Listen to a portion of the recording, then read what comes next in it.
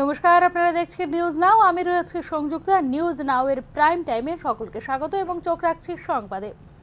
মহিলাদের ড্রাইভিং প্রশিক্ষণে গুরুত্ব দিলেন রাজ্যপাল ইন্দ্রসেনা রেড্ডি নালু। জিরানিয়ার institute of driving training and রিসার্চে মঙ্গলবার এক অনুষ্ঠানের মধ্য দিয়ে ড্রাইভিং প্রশিক্ষণ কোর্সের সফলতার সাথে উত্তীর্ণ মহিলাদের হাতে শংসাপত্র তুলে দিলে রাজ্যপাল এবং তুলে দিতে গিয়ে এই মন্তব্য করলেন তিনি।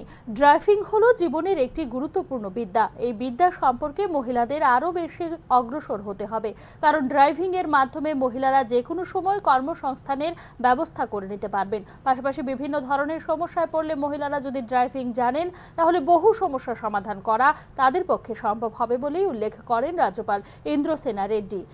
তার জন্য মহিলাদের বিভিন্ন ইনস্টিটিউশনের মাধ্যমে ড্রাইভিং প্রশিক্ষণ দেওয়ার আহ্বানও রাখেন রাজ্যপাল। পাশাপাশি তিনি বলেন, রাজ্যের সরকারি কর্মচারীদের মধ্যে যারা চতুর্থ শ্রেণীর কর্মী রয়েছেন তাদের ড্রাইভিং প্রশিক্ষণ দিলে সরকারি কাজকর্মের অগ্রগতি হবে। একই সাথে রাজ্য পুলিশের হোমগার্ড মহিলাদের ড্রাইভিং সম্পর্কে প্রশিক্ষণ দেবারও আহ্বান জানিয়েছেন রাজ্যপাল ইন্দ্রসেনা রেড্ডি নালু। অনুষ্ঠানে উপস্থিত ছিলেন মন্ত্রী Sushant চৌধুরীও। We celebrate the certification of a group of women drivers who are stepping into a traditionally male-dominated field with confidence, resilience and determination. Driving skills have become a powerful tool for women's empowerment, women's safety, opening doors to independence, economic opportunities and confidence. Though your dedication, you have opened doors not only for yourselves. Tripura school quality assessment ও accreditation framework খসড়ার মূল বিষয়বস্তু সমূহ নিয়ে পর্যালোচনা বৈঠক করেন মুখ্যমন্ত্রী ডক্টর মানিক সাহা। মঙ্গলবার রাজ্য সচিবালয়ে অনুষ্ঠিত হয় এই পর্যালোচনা বৈঠক। Tripura school quality assessment and accreditation framework খসড়ার পর্যালোচনার জন্য এক বৈঠক করেন মুখ্যমন্ত্রী ডক্টর মানিক সাহা। মঙ্গলবার রাজ্য সচিবালয়ে অনুষ্ঠিত হয় এই বৈঠক।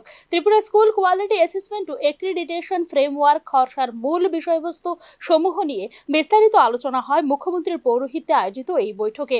রাজ্য সরকার সর্বদা গুণগত শিক্ষাকে অগ্রাধিকার দিয়ে আসছে, তাই উন্নত শিক্ষা পরিকাঠামো গড়ে তোলার পাশাপাশি ক্রমাগত পর্যালোচনার মাধ্যমে শিক্ষার সার্বিক স্তর মূল্যায়নে গুরুত্ব দিতে হবে বলে বৈঠকে উল্লেখ করেন মুখ্যমন্ত্রী।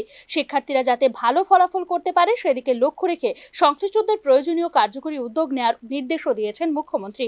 বৈঠকে ধলাই এবং দক্ষিণ ত্রিপুরা জেলায় ত্রিপুরা স্কুল কোয়ালিটি অ্যাসেসমেন্ট ও এক্রিডিটেশন ফ্রেমওয়ার্কের প্রথম পর্যায়ের পাইলট প্রজেক্ট বাস্তবায়ন নিয়ে সংশ্লিষ্টদের একটি বিস্তারিত প্রতিবেদন জমা দেবার নির্দেশ দিয়েছেন মুখ্যমন্ত্রী doctor Manik Saha.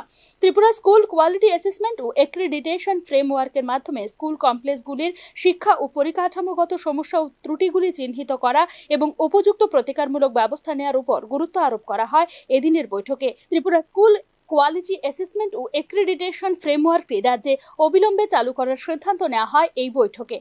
Bureau report, news নাও। রাষ্ট্রপতি নির্বাচনে অনিশ্চয়তার দোলায় দুলছে ডোনাল্ড ট্রাম্প এবং কমলা হ্যারিসের ভাগ্য। কে নেবেন হোয়াইট হাউসের দখল জানতে অপেক্ষার প্রহর গুনছে মার্কিন যুক্তরাষ্ট্র। আমেরিকার রাষ্ট্রপতি নির্বাচনে ভোটে কে জিতছেন জানতে অপেক্ষায় গোটা বিশ্ব। রিপাবলিকান ডোনাল্ড ট্রাম্প এবং ডেমোক্রেট কমলা হ্যারিসের মধ্যে কি হবেন মার্কিন যুক্তরাষ্ট্রের পরবর্তী রাষ্ট্রপতি তা জানতে অধীর আগ্রহে অপেক্ষা করছে গোটা বিশ্ব। মঙ্গলবার ভারতীয় সময় বিকেল 4:30 থেকে রাত 9:30 পর্যন্ত চলা বিশ্বের সর্ববৃহৎ অর্থনীতি এবং সামরিক ক্ষমতা সম্পন্ন মার্কিন যুক্তরাষ্ট্রের রাষ্ট্রপতি নির্বাচনে ভোট গ্রহণ করবে ফলাফল নিয়ে চুলচেরা বিশ্লেষণ করছেন আন্তর্জাতিক বিশেষজ্ঞ মহল। শেষ মুহূর্তের সমীক্ষায় New York Times CNN poll দেখাচ্ছে সামান্য ব্যবধানে তারা এগিয়ে পিছিয়ে যাচ্ছেন।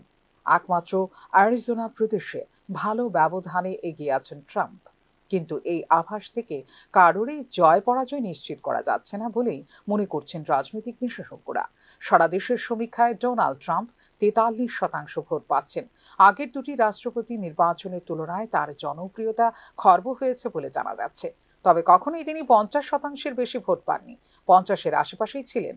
তাহলে অতীতের সঙ্গে তুলনায় এটি স্পষ্ট হচ্ছে যে সারা দেশে তার জনপ্রিয়তা আগের চেয়ে কমেছে, যার প্রতিচ্ছবি ধরা পড়বে বুধবারের নির্বাচনে।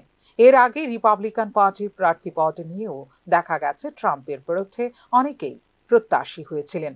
তবে ফ্লোরিডার গভর্নর রন ডিসাইন্ট, রাষ্ট্রপুঞ্জের প্রাক্তন রাষ্ট্রদূত নিক্কি হালে সহ আরও কয়েকজনকে পেছনে ঠেলে দলীয় মনোনয়ন তিনি আদায় করতে পেরেছেন এবং ময়দানে পা রেখেছেন। তবে দলের ভেতরে অশান্তি দেখা দিয়েছে। রিপাবলিকান বেশ কিছু নেতা হয় প্রেসিডেন্ট নির্বাচনে ভোট দান থেকে বিরত থাকছেন, নয় কমলা হ্যারিসকে সমর্থন দিচ্ছেন, যা অতীতে কখনো দেখা যায়নি। কখনোই এক দলের সদস্য হয়ে অন্য দলের প্রার্থীকে সমর্থন করছেন এমন ঘটনা নেই। অন্যদিকে হ্যারিস নিজেও সেই সব ভোটারদের প্রতি আগ্রহ প্রকাশ করেছেন।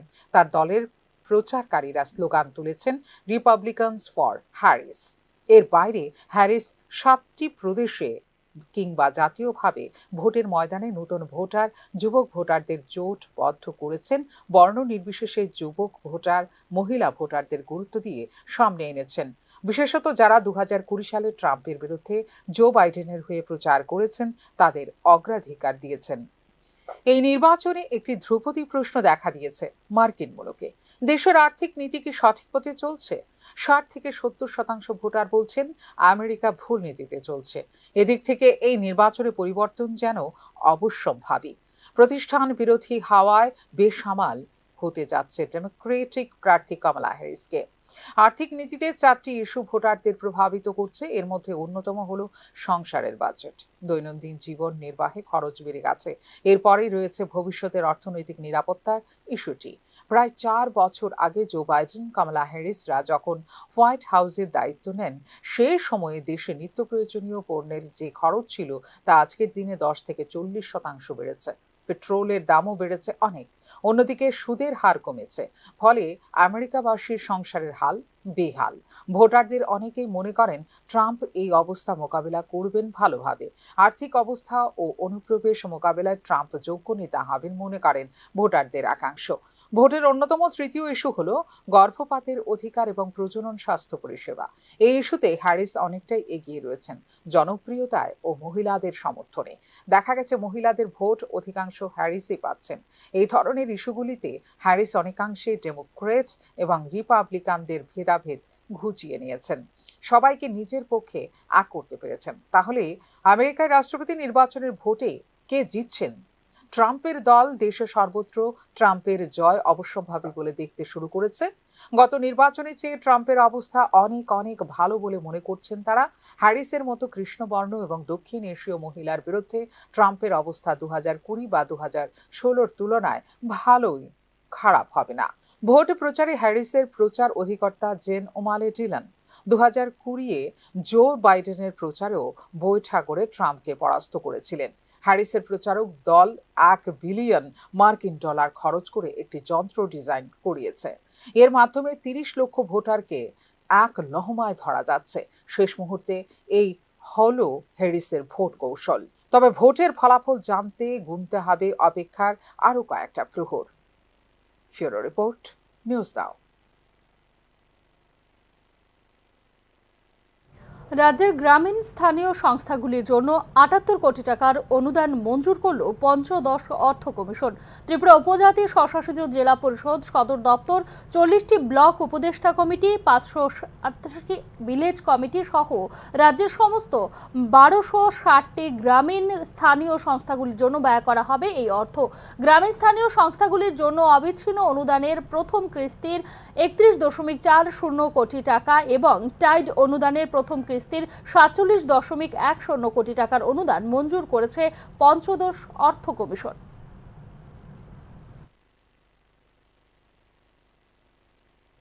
আভ্যন্তরীণ অস্থির রাজনৈতিক পরিস্থিতির কারণে সম্পর্কের টানাপোড়েনের মধ্যে ত্রিপুরা থেকে আরো বেশি বিদ্যুৎ নেবে বাংলাদেশ। এবার ত্রিপুরা থেকে দৈনিক 250 মেগাওয়াট বিদ্যুৎ কিনবে বাংলাদেশ।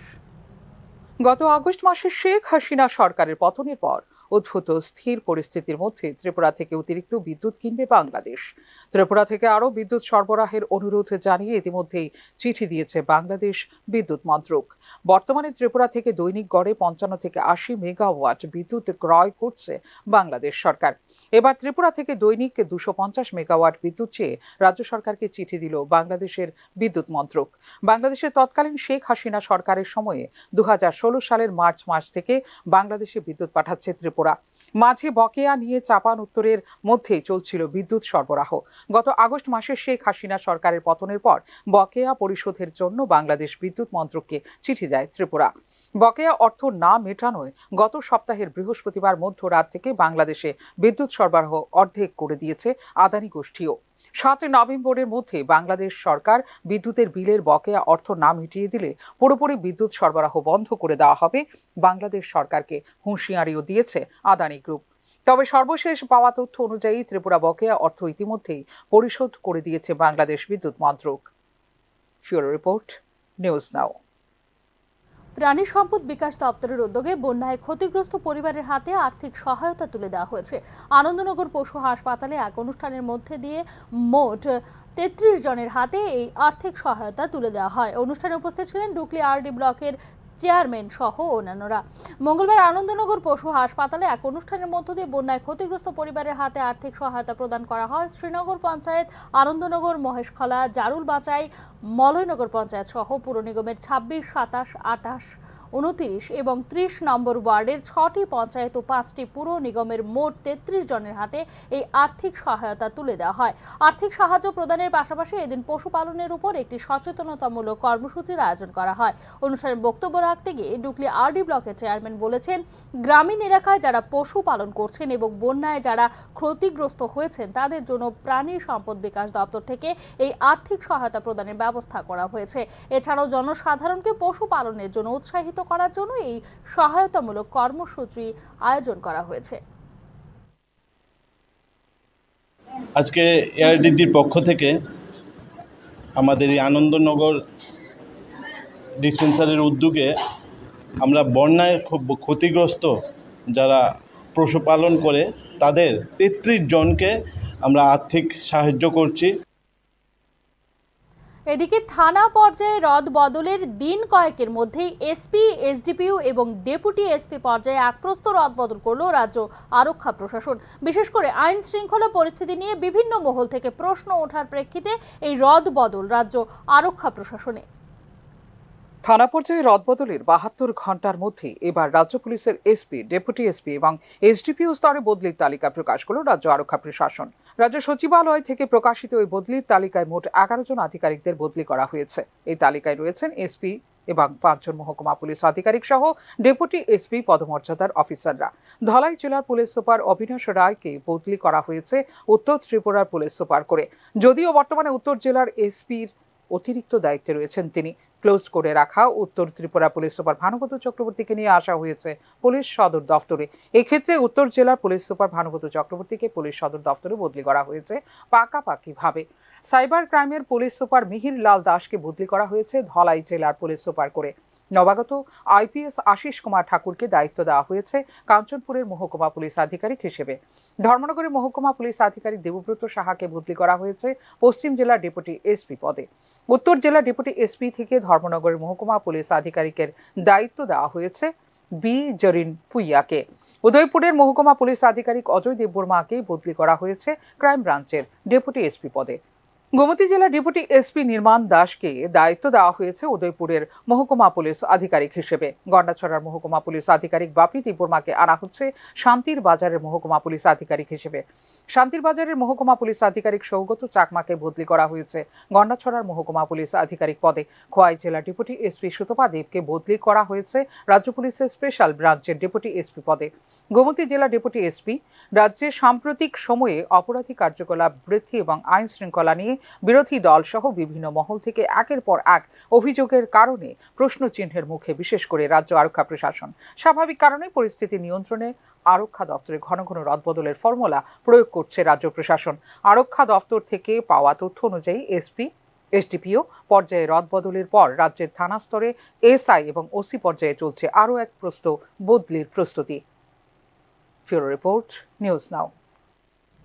বাসে হামলা করে সহকারী চালককে মারধর করে বাস যাত্রীর টাকা পয়সা ও হার ছিনতাই করে নিয়ে গেল দুষ্কৃতিকারীরা। ঘটনা বিশালগড় এসডিএম অফিস সংলগ্ন এলাকায়। ঘটনার তদন্তে পুলিশ। সোমবার বিশালগড় এসডিএম অফিস সংলগ্ন সড়কে বাস থামিয়ে সহকারী চালক গৌতম সাহাকে মারধর করে দুষ্কৃতীরা। এছাড়া বাসে থাকা যাত্রী সোমা রানী কর্মকার নামে এক মহিলার কাছ থেকে স্বর্ণের হার ছিনতাই করে নিয়ে যায় বলে বিশালগড় থানায় অভিযোগ জানানো হয়েছে। মঙ্গলবার সকালে বিশালগড়ের বাস সিন্ডিকেটের শ্রমিকরা দুষ্কৃতিকারীদের গ্রেফতারের দাবিতে বিশালগড় থানায় লিখিত অভিযোগ দায়ের করেন। শ্রমিক সংগঠনের পক্ষ থেকে জানানো হয়েছে, শ্রমিক সংগঠনের পক্ষ থেকে দুষ্কৃতিকারীদের বিরুদ্ধে থানায় অভিযোগ লিপিবদ্ধ করা হলে তদন্ত করে অভিযুক্তদের গ্রেফতার করা হবে বলে আশ্বাস দিয়েছে বিশালগড় থানার পুলিশ। আমাদের এক বাস শ্রমিককে কিছু দুষ্কৃতিকারী হামলা করছে এসডিএম অফিসের সামনে। ওদের অ্যারেস্টের জন্য আমরা আজকে থানাতে একটা লিখিত কমপ্লেন করতে আসা। যে শ্রমিককে মারধর করেছে ওই শ্রমিকের নাম গৌতম সাহা। এখন সময় একটি বিজ্ঞাপন বিরতির, ফিরছি বিরতির পর। আপনি দেখছেন নিউজ নাও, আমরা জানি কোনটা খবর।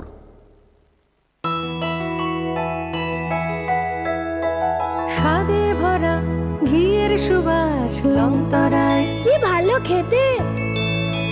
শুদ্ধ ঘিয়ের আবেশ ভরা লংতরায়, অপূর্ব সুগন্ধ, পুষ্টি ভরা ঘিয়ের খাবার, গাওয়া ঘি প্রিয় সবার লংতরায়। একেই বলে বিশুদ্ধ ঘি। বিশুদ্ধ ঘি নাম মনে রেখো লংতরায়। লংতরাই ঘি রোজ খাবারে তোমাকে চাই। Longtharai Longtharai Longtharai. Step into the realm of Assam Downtown University, where we encourage success, experience the pinnacle of academic excellence, and live your best days. আপনি দেখছেন নিউজ নাও, আমরা জানি কোনটা খবর। বিরতির পর স্বাগত, আবারও চোখ রাখছে সংবাদে। নেশা শক্তির বিরুদ্ধে এক সচেতনতামূলক কর্মশালার আয়োজন করা হয় সোনামুড়ার ডাক বাংলো কনফারেন্স হলে। ভারত সরকারের যুব বিষয়ক ও ক্রীড়া দপ্তরের অধীন নেহেরু যুব কেন্দ্র, পশ্চিম ত্রিপুরার আর্থিক সহায়তা ও অ্যাডভেঞ্চার সোশ্যাল এক্সিবিশন অর্গানাইজেশনের উদ্যোগে এই কর্মশালার আয়োজন করা হয়। সোনামুড়ায় আয়োজিত ত্রিপুরা অ্যাডভেঞ্চার সোশ্যাল এক্সপিডিশন অর্গানাইজেশনের উদ্যোগে নেশার বিরুদ্ধে সচেতনতামূলক কর্মশালার উদ্বোধন করেন সোনামুড়া নগর পঞ্চায়েতের চেয়ারপারসন শারদা চক্রবর্তী। এছাড়াও কর্মশালায় মহকুমার বিভিন্ন বিদ্যালয় থেকে প্রায় 50 জন স্কুল পড়ুয়া ছাত্রছাত্রী অংশগ্রহণ করে। অনুষ্ঠানে পঞ্চায়েতের চেয়ারপারসন শারদা চক্রবর্তী বলেছেন, যুব সমাজে নেশার প্রতি আসক্তিকে কিভাবে নির্মূল করা যায় সেই উদ্দেশ্যে আমাদের কাজ করে যেতে হবে এবং আগামী দিন কিভাবে ওইটাকে নির্মূল করে দেব, সমাপ্ত করে দেব, ওই উদ্দেশ্যে আমাদের কাজ করতে হবে সুন্দরভাবে। দাদা এবং আমাদের সাহেব মাদকাসক্তি ও মাদক দ্রব্যের অপব্যবহারের বিষয়ে সচেতন করার উদ্দেশ্যে আয়োজিত কর্মশালায় সোনামুড়া মহকুমা পুলিশ আধিকারিক বলেছেন, ড্রাগস বা ওষুধের ব্যবহার সম্পর্কে আমাদের সঠিক ধারণা থাকতে হবে। বলতে চাই, আমাদের পূর্ববক্তারা বলে গেছেন ড্রাগস কি, আমাদের জানতে হবে ড্রাগস জিনিসটা কি। ড্রাগস হচ্ছে একটা, আমার পূর্ববক্তা বলে গেছেন মেডিসিন। ঠিক, মেডিসিন বলতে ড্রাগস কিসের জন্য ইউজ হয়। 5 নভেম্বর থেকে 11 নভেম্বর পর্যন্ত কর্মশালায় উপস্থিত বিভিন্ন বক্তারা নেশা নির্মূল করতে সমাজের সব অংশের মানুষকে, বিশেষ করে শিক্ষার্থীদের কি ভূমিকা রয়েছে তা বিস্তারিত আলোচনা করেন। যুব সমাজকে উদ্বুদ্ধ করতে এই ধরনের জনকল্যাণমুখী কর্মশালার আয়োজন প্রশংসার দাবি রাখে বলে ধারণা অভিজ্ঞ মহলের। Bureau report, news now. Central board of secondary education বা সিবিএসইর সঙ্গে তাল মিলিয়ে পরীক্ষা নেবার চিন্তা ভাবনা করেছে ত্রিপুরা মধ্য শিক্ষা পর্ষদ। এক্ষেত্রে ত্রিপুরা মধ্য শিক্ষা পর্ষদ পরিচালিত 2025 সালের মাধ্যমিক এবং উচ্চ মাধ্যমিক পরীক্ষা মার্চ মাসের পরিবর্তে ফেব্রুয়ারির মাঝামাঝি বা তৃতীয় সপ্তাহে অনুষ্ঠিত করার প্রস্তুতি নিচ্ছে টিবিএসসি।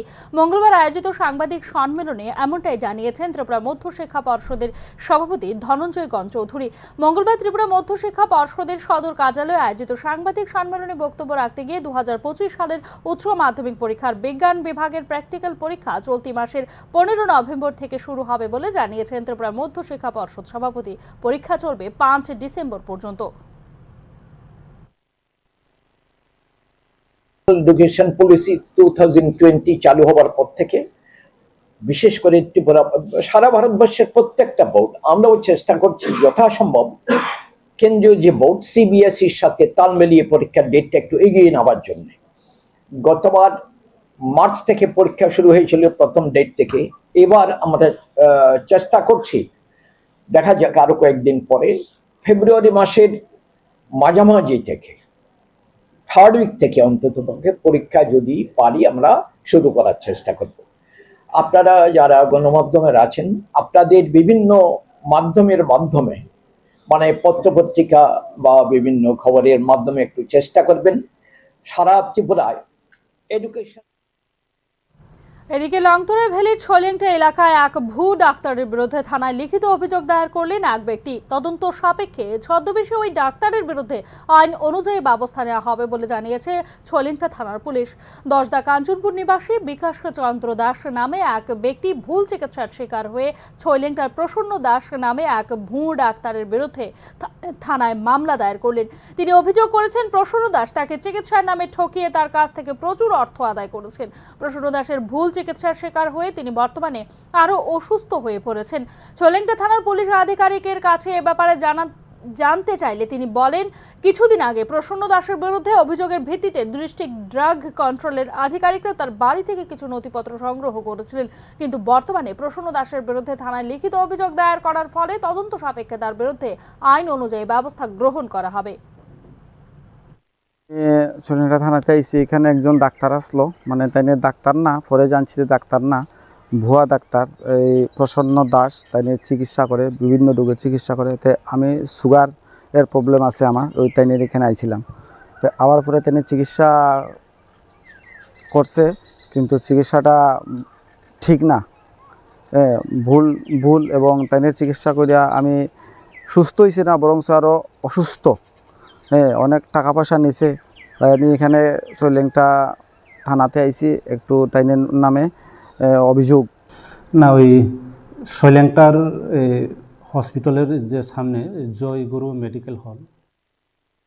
উৎসবের মাস ছিল গত অক্টোবর মাস, অথচ এই মাসেও রাজ্যে খুন হয়েছেন 6 জন। এক্ষেত্রে নারী ঘটিত অপরাধের সংখ্যা 7। রাজ্যে সুশাসনের নামে চলছে দুঃশাসন। মঙ্গলবার মুখ্যমন্ত্রীর নিজ বিধানসভা কেন্দ্র বরদোয়ারিতে সংহতি যাত্রায় এমনটাই অভিযোগ করলেন ত্রিপুরা প্রদেশ কংগ্রেস সভাপতি আশিস কুমার সাহা। শুধু তাই নয়, মুখ্যমন্ত্রীর নিজ বিধানসভা কেন্দ্রে শাসক দলের গোষ্ঠী কোন্দলের কারণে নিরাপত্তাহীনতায় ভুগছে সাধারণ মানুষ বলেও অভিযোগ করেন প্রদেশ কংগ্রেস সভাপতি। 31 অক্টোবর থেকে ইন্দিরাজির প্রয়াণ দিবস এই দিনটিকে সামনে রেখে আগামী 19 নভেম্বর ইন্দিরাজির জন্মজয়ন্তী, এই 20 দিন ব্যাপী সারা রাজ্যে সংহতি পদযাত্রা প্রদেশ কংগ্রেসের পক্ষ থেকে রাজ্যের 7টি ব্লকে 9টি জেলা সাংগঠনিক জেলা এই উদ্যোগ নিয়ে চলছে। আজকে সদর জেলার 8 টাউন বরদোয়ালিতে এই পদযাত্রা আমরা শুরু করতে যাচ্ছি। এই পদযাত্রা রাজ্যের যে একটা অরাজক পরিস্থিতি, একটা এই রাজ্যে আইনের শাসন সম্পূর্ণভাবে আজকে ধ্বংসে পরিণত হয়েছে। এই রাজ্যে মানুষের নিরাপত্তা, এই রাজ্যে নারী নিরাপত্তা, এই রাজ্যে সার্বিকভাবে নিরাপত্তাহীনতা। আগরতলা সুকান্ত একাডেমিতে স্কুল স্তরে বিজ্ঞান নাটক প্রতিযোগিতার আয়োজন করা হয়। ত্রিপুরা রাজ্য council for science and technology ও national council for science museum government of ইন্ডিয়ার যৌথ উদ্যোগে এই প্রতিযোগিতার আয়োজন করা হয়। মঙ্গলবার সুকান্ত একাডেমিতে বিজ্ঞান ভিত্তিক নাটক প্রতিযোগিতায় রাজ্যের 8টি জেলা থেকে মোট 8টি টিম এই নাটক প্রতিযোগিতায় অংশগ্রহণ করেছে। রাজ্য স্তরে এই প্রথম ব্যতিক্রমী স্কুল সায়েন্স ড্রামা কম্পিটিশন 2024-এর আয়োজন করা হয়। সায়েন্স ড্রামা কম্পিটিশনের কোঅর্ডিনেটর শুভ্রনীল রায় বলেছেন, রাজ্যের 8টি জেলা থেকে মোট 8টি টিম মঙ্গলবার এর প্রতিযোগিতায় অংশগ্রহণ করেছে। এই প্রতিযোগিতায় যারা শীর্ষ স্থানে থাকবেন তারা গৌহাটিতে North East zonal science drama কম্পিটিশনে অংশগ্রহণ করতে পারবেন। এছাড়া আগামী ডিসেম্বর মাসে ন্যাশনাল সায়েন্স ড্রামা কম্পিটিশনে ও অংশগ্রহণ করার সুযোগ পাবেন।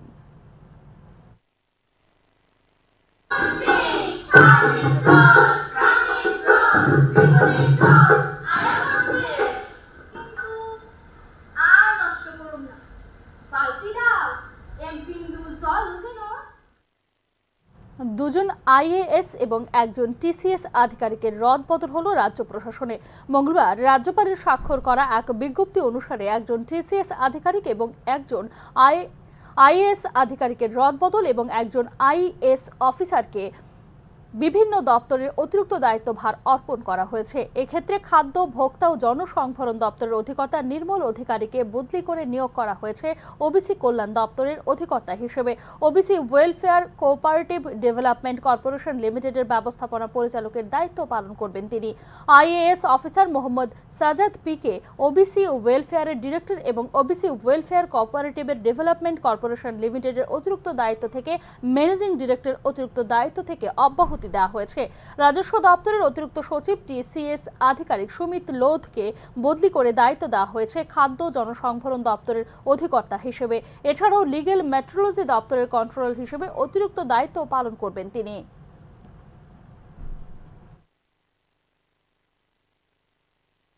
রঞ্জি ট্রফির এলিট এ গ্রুপের গুরুত্বপূর্ণ চতুর্থ ম্যাচে বুধবার এমবিবি ময়দানে স্বাগতিক ত্রিপুরার মুখোমুখি হবে শক্তিশালী বরোদা। গ্রুপে 19 পয়েন্ট নিয়ে যেখানে তালিকায় প্রথম স্থান রয়েছে বরোদা, সেখানে 9 পয়েন্ট নিয়ে তালিকার তৃতীয় স্থানে রয়েছে ত্রিপুরা।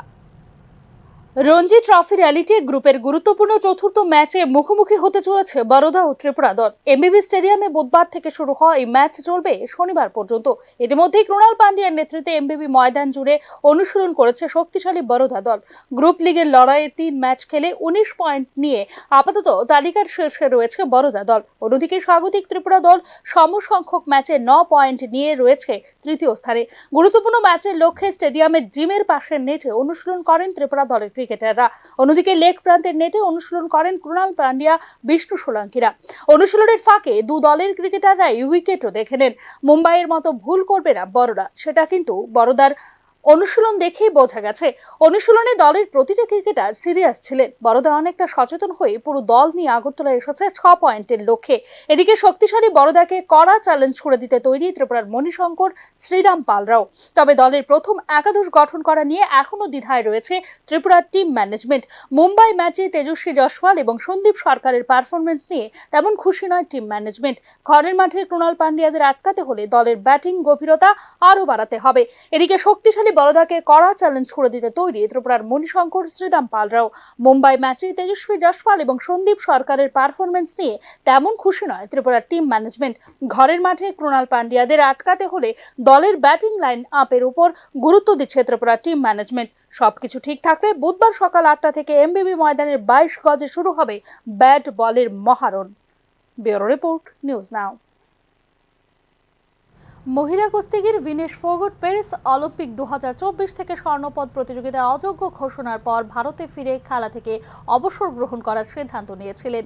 প্রসঙ্গত 2014, 2018, 2022-এ কমনওয়েলথ গেমসের একাধিক স্বর্ণপদক জয়ী ছিলেন। কুস্তির ময়দান থেকে অবসর গ্রহণের সিদ্ধান্ত থেকে পুনরায় ফিরে আসার খবরে ভারতীয় কুস্তি মহলে তার জন্য অভিনন্দনের বার্তা দেওয়া হয়েছে।